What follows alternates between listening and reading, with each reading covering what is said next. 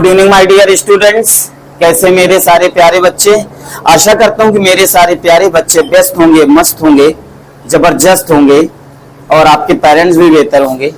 यकीनन come to the point पे आते हैं।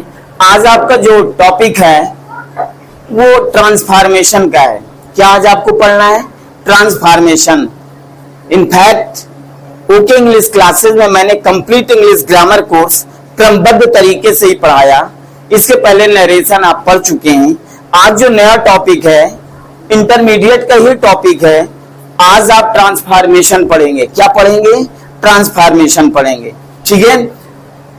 ट्रांसफॉर्मेशन पढ़ने के लिए माइंड को कंसंट्रेट करना पड़ेगा। बहुत ही बेहतर टॉपिक है, बहुत ही इंपॉर्टेंट टॉपिक है, हर प्रकार से बहुत इंपॉर्टेंट है। इसलिए आपको बिल्कुल खुले दिमाग से मस्तिष्क पे एकाग्र करके पढ़ना होगा, तब ये सारी बातें आपके मस्तिष्क में जाएंगी। और ऐसे पढ़ाऊंगा कि बस एक बार पढ़ना है आपको, आप जीवन में कभी नहीं भूलेंगे। तो आर यू रेडी? कि आप तैयार हैं? Very good, thank you so much. Please try to understand transformation. TRANSFORMATION। Transformation को हिंदी में कहते हैं रूप परिवर्तन। क्या कहते हैं? रूप परिवर्तन कहते हैं। क्या कहते हैं बेटा? रूप परिवर्तन कहते हैं। क्या कहते हैं? रूप परिवर्तन। ठीक है। इसको हम टू चेंज द फॉर्म, इसका मतलब क्या हुआ? टू चेंज द फॉर्म का मतलब रूप परिवर्तन। ट्रांसफॉर्मेशन का तात्पर्य होता है रूप परिवर्तन, अर्थात टू चेंज द फॉर्म। अब आपको जानना है कि ट्रांसफॉर्मेशन किसे कहते हैं, रूप परिवर्तन किसे कहते हैं। तो बेटा रूप परिवर्तन का तात्पर्य है, अर्थात यदि किसी वाक्य को एक रूप से दूसरे रूप में, एक रूप से दूसरे रूप में बदलने को ही रूप परिवर्तन कहते हैं। अर्थात रूप बदले अर्थ न बदले। रूप परिवर्तन का तात्पर्य है कि रूप बदले अर्थ न बदले, वही ट्रांसफॉर्मेशन कहलाता है। जैसे एक एग्जांपल देखिए, जैसे कहा गया this question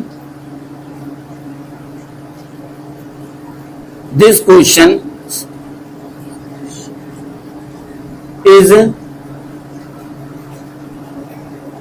difficult.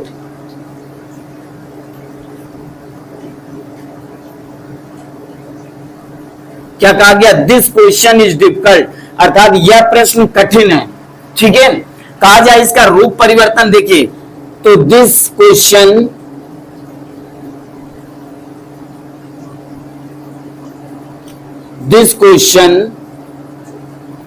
Is not easy. समझिएगा, यह प्रश्न कठिन है। इसका क्या हुआ? दिस क्वेश्चन, यह प्रश्न इज नॉट इजी, आसान नहीं है, सरल नहीं है। सरल नहीं तो क्या है? कठिन ही तो है। तो यहां पर देखना केवल रूप परिवर्तन हुआ है, अर्थ में कोई परिवर्तन नहीं हुआ, केवल रूप परिवर्तन हुआ। और जब अर्थ न बदले, रूप बदल जाए, उसे ही ट्रांसफॉर्मेशन कहते हैं। क्या बात समझ में आ गई?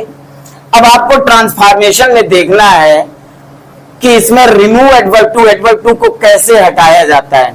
ठीक है। क्या देखना है?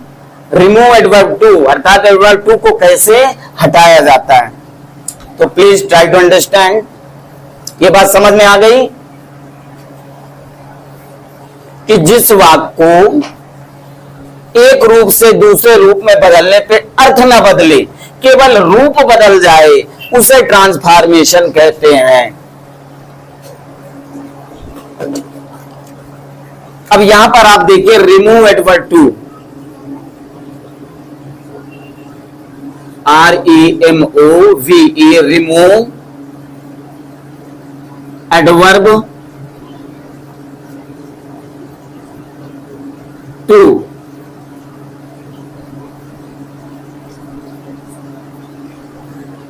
रिमूव मीन्स क्या होता है? हटाना। एडवर्ब टू को हटाना। एग्जाम में सेंटेंस आएगा और लिखा रहेगा ब्रैकेट में रिमूव एडवर्ब टू हटाना है, तो कैसे आप हटाएंगे? सबसे पहले एडवर्ब के बारे में जानना है। ठीक है। पहला पॉइंट क्या है? बहुत ही आसान है, कोई थ्योरी नहीं, बस आपको समझना है। ठीक है, कि जब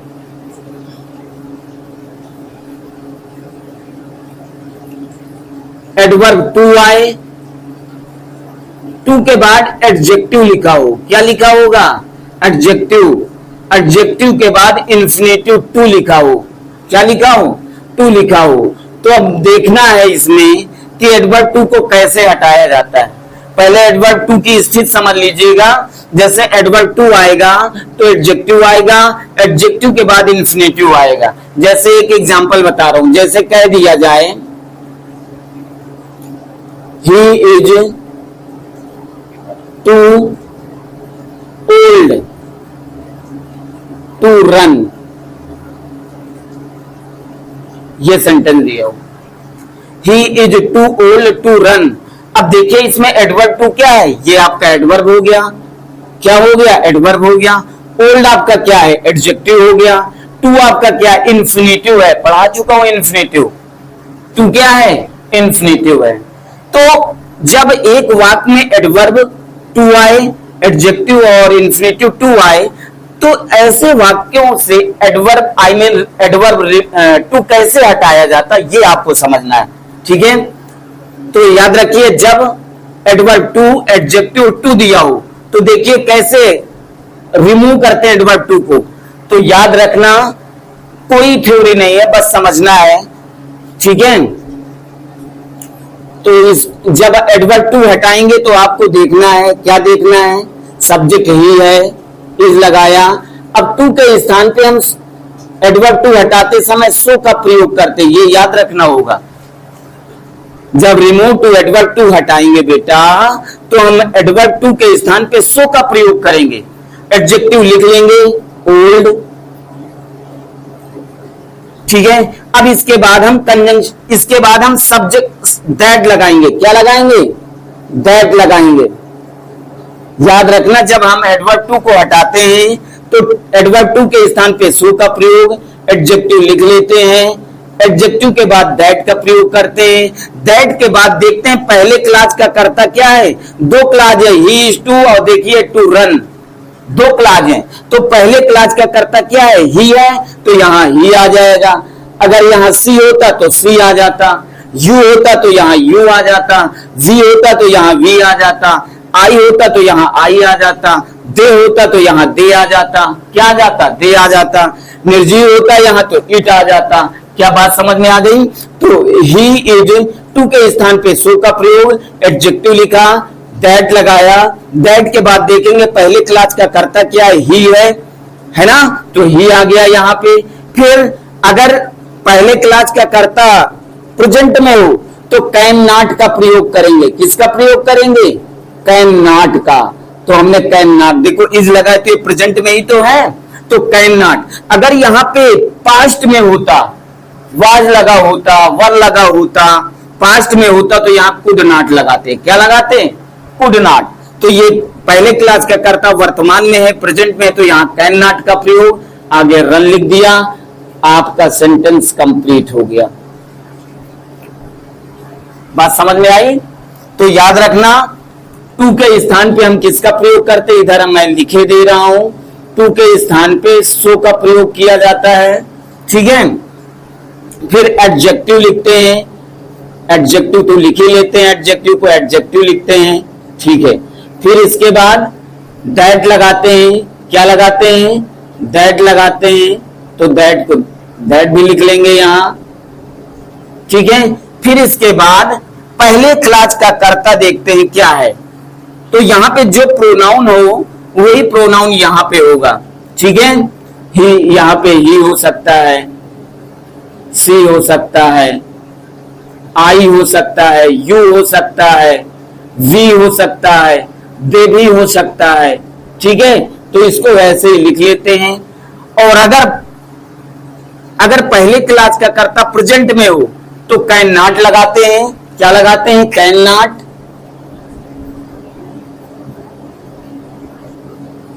और अगर पहले क्लास का कर्ता पास्ट में हो तो यहां पे कुड नॉट लगाएंगे। अभी एग्जांपल आपको दिखा रहे हैं, कुड नॉट। इतनी बात आपको याद रखना है। ठीक है, कोई थ्योरी नहीं है, बस आपको समझना है। तो इसमें एडवर्ब टू हटा दिया ना। जब एडवर्ब टू हटाना होता है बेटा, तो एडवर्ब टू के स्थान पे सो प्रयोग करते हैं, एडजेक्टिव लिख लेते हैं, दैट लगाते हैं, फिर देखेंगे पहले क्लास का कर्ता क्या ही है, तो यहाँ ही आ गया। अगर ये पहले क्लास का कर्ता वर्तमान में प्रेजेंट में है तो कैन नॉट लगाते हैं, पास्ट में हो तो कुड नॉट लगाएंगे। क्या लगाएंगे? कुड नॉट लगाएंगे। तो क्या ये बात समझ में आ गई आपको? आ गई ना। अच्छा, एक एग्जांपल और देखिए, जैसे कहा गया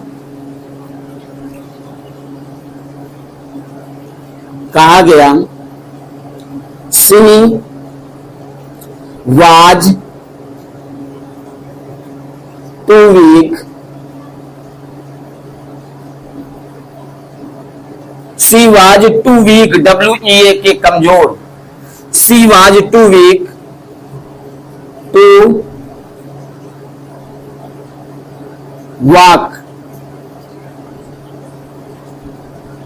आगे और कहा गया रिमूव एडवर्ब टू। एग्जाम में सेंटेंस दिया रहेगा, लिखा रहेगा रिमूव एडवर्ब टू। रिमूव का मतलब होता है हटाना, एडवर्ब टू हटाना। तो देखिए इसमें एडवर्ब टू क्या आया, ये देखिए TOO आया एडवर्ब, इसको हटाना है। ठीक है, कैसे? तो जब एडवर्ब टू हटाएंगे तो देखिए सेंटेंस क्या है, सी वाज। अब बताइए टू के स्थान पे क्या लिखोगे? सो।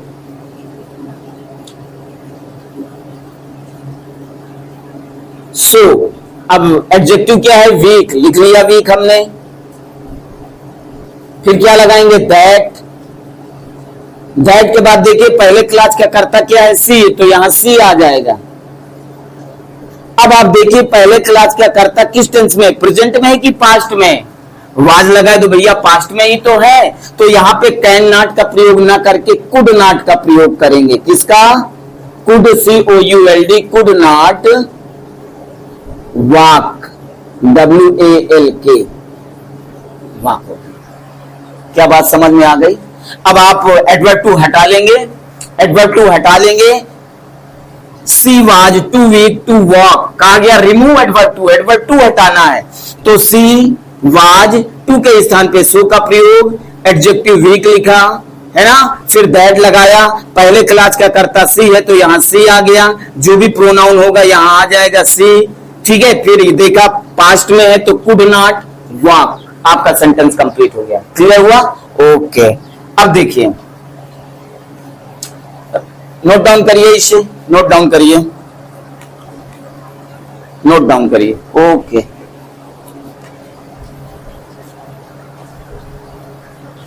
तो याद रखिए भाई, ठीक है, बहुत आसान है, बस इसके बाद अभ्यास की जरूरत है। ओके,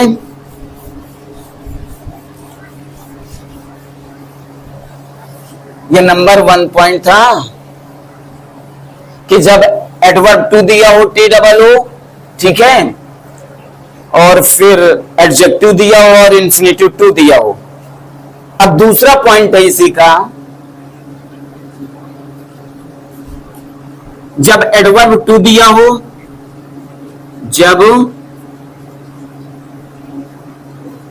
एडवर्ब टू दिया हो, ठीक है, और टू के बाद एडजेक्टिव दिया हो। क्या दिया हो? एडजेक्टिव दिया हो, और इन्फिनिटिव ना दिया हो, इन्फिनिटिव ना दिया हो। बात समझ रहे हो? जैसे अच्छा कह दिया जाए सी इज, समझिएगा, सी इज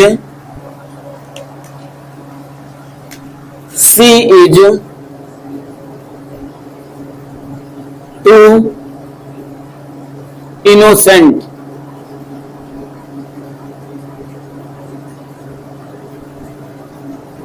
ये हो गया, यानी जब वाक्य में एडवर्ब दिया हो और एडजेक्टिव दिया हो, और देखिए इन्फिनिटिव नहीं दिया, इन्फिनिटिव टू नहीं दिया, यहां पे नहीं दिया ना, नहीं दिया ना, तो ऐसे वाक्यों से टू कैसे रिमूव करते, ये आपको देखना है बेटा। जब एडवर्ब टू दिया हो और इन्फिनिटिव टू ना दिया हो, तो जब एडवर्ब टू को हटाते हैं तो टू के स्थान पर, ये पॉइंट याद रखना है, टू के स्थान पर एक्सट्रीमली, EXTREMELY,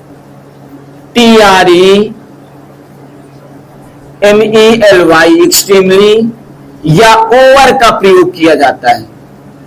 किसका प्रयोग किया जाता है टू के स्थान पर? यानी जब एडवर्ब टू दिया हो और इन्फिनेटिव टू ना दिया हो तो टू के स्थान पर एक्सट्रीमली या ओवर का प्रयोग किया जाता है ना। या इस तरह भी कर सकते हो, टू को हटाकर, एडवर्ब टू को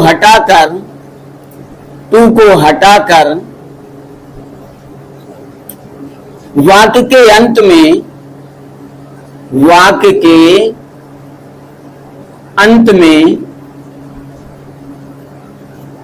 में beyond the proper limit, beyond BEYOND, beyond the proper PROPER, proper limit का प्रयोग किया जाता है। Proper limit LIMIT। यदि आप टू के स्थान पे एक्सट्रीमली या ओवर भी नहीं लगाना चाहते हो तो टू को हटाकर वाक्य के अंत में बियॉन्ड द प्रॉपर लिमिट का प्रयोग किया जाता है। दोनों तरीके से बना सकते हो, एक्सट्रीमली या ओवर का प्रयोग करके या टू को हटाकर वाक्य के अंत में beyond the proper limit. Okay, ये नोट है, इसे आपको याद रखना है, तभी आप कमांड कर पाएंगे। ओके, चलिए देखिए, चलिए अच्छा, इसका रिमूव टू, एडवर्ब टू हटाना है। ऐसे सेंटेंस आ जाएंगे एग्जाम में, she is too innocent, remove adverb too हटाना है। तो कैसे हटाओगे? आपने देखो, अरे भैया एडवर्ब टू आया, क्या इन्फिनेटिव आया है, क्या TO2 नहीं आया ना, तो इसका फिर रिमूव टू यानी एडवर्ब टू कैसे हटाओगे? इस नियम के अनुसार हटाओगे। तो चलिए देखिए, सी इज, टू के स्थान पे एक्सट्रीमली लगाएं, extremely EXTREMELY, extremely innocent,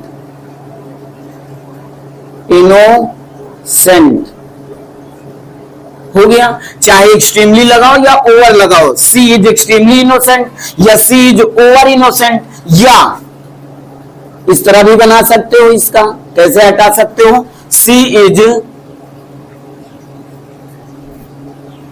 innocent